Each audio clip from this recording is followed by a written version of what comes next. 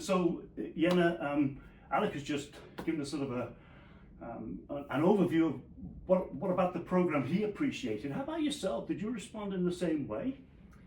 Yeah, so I liked the way the relationship between student and teacher. So you got really to feel like you were talking to a friend. Like there was not that barrier. Like there is something that I'm not supposed to say to my teacher, but I'm saying it in the sense like you could get open to them. You could be open. Yeah. If you had difficulties, you would be able to express yourself with no judgment. Huh. And yeah, I really love that. And that's not something you see in traditional school a lot, because in a class you have like 30 students and one teacher, so one teacher can be able, like you won't be able to cater to one student at a time. Understood. There's that one-on-one experience. Yeah. Yeah, and you get to feel like you're heard. And that's sort of important, isn't it? Yes, it is. But you know what? I love that you've identified that, because I think it's one of the most critical aspects of any learning culture. And I don't care if that's a group of plumbers working together or whether that's a family, right? Mm-hmm. It's so critical that each of us, well, it strikes to the heart in inclusivity, doesn't it? Yes. This importance of being heard. I'm so glad that you referenced that. Okay, so one of the things that I struggle with, because I've never done one of the RISE programs, but you get together, and how does you're mentioning a lot of choice. How does that work? I mean, surely there's a curriculum where you have to follow the curriculum and achieve certain outcomes. So how can you have so much choice within that structure? Yeah, so the way it is that we still do follow the same curriculum as the entire educational system. Okay. But the most interesting part, for example, let's say, for instance, someone takes an English class. Yeah. When you go to an English class at a traditional school, you're expected to read a book that's so ancient that you're probably not interested in. Like you're reading a lot of Shakespeare and that kind of thing. And yes, there's a part of reading in the English class.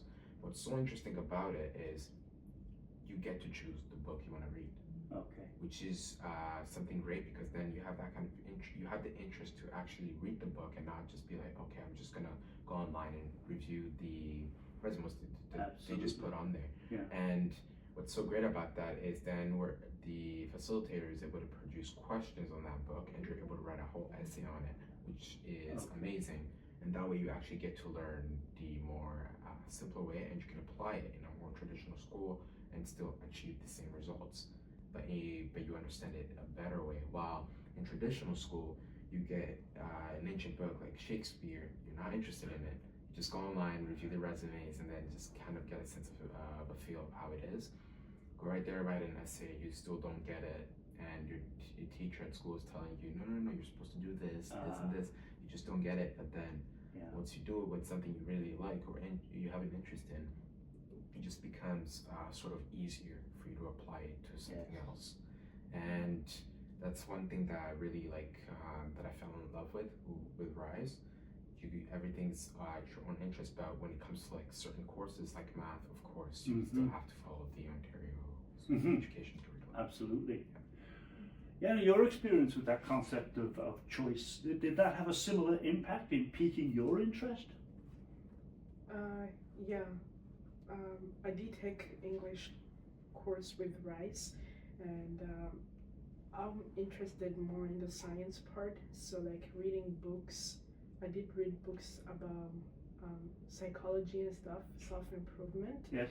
And I wrote a reflection about it, and yeah, so it's still kind of the same thing in class, but they focused on my interests. Yes. Like what was I interested in, and then I could pick that out and then do the work. Still do the work. That process, did that surprise you at the beginning? Were you expecting that degree of choice and openness, as you used that word earlier? No, I did not expect that.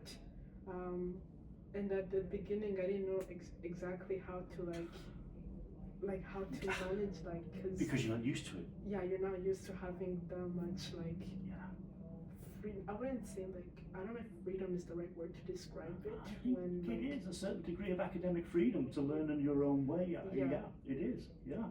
but you also still have like that guidance from teachers, like giving you inputs on how like you should proceed this and that. Yeah. Do you think?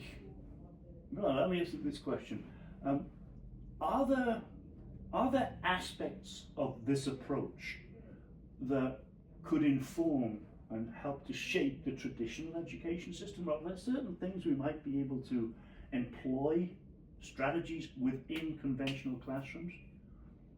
Yes. Like, I believe the majority of the students, some of them are not interested in literature, some are, and the majority of them are not. But what I believe that they could do is, if they could just let you kind of explore each field within that course, Yeah. it would be better. So if you're doing a French course and English course, then I guess each unit they would kind of dedicate it to like technology, they would dedicate it to like science, that kind of thing. You still get to learn how to say some science words, that kind of thing, just to learn about science inside the course of English, but it's related to English in a certain way. Yeah. Since by this generation, most kids don't know what they want to do with their future. No. They just don't know. You ask them by grade 12, they're like, oh, I'm not sure what I want to do yet. And I believe that could kind of pique their interest while they're still at a certain young age. And right now, one of the biggest things that has happened since the pandemic is that most kids have started shifting towards the online classes. Yeah. And most of them like the approach of learning by themselves. Yeah. And that way you're able to get a lot more work done, but also if something comes up while you're at home or something, then you kind of are ahead and you get to move on and you get to ask individual questions to the teacher without you being afraid, being like, oh, each kid is probably not gonna like this, they're probably gonna get bored, they're gonna ask me, oh, why are you asking this? So I think there's Fantastic, thank you. I'm just going to pause this. If I was holding it like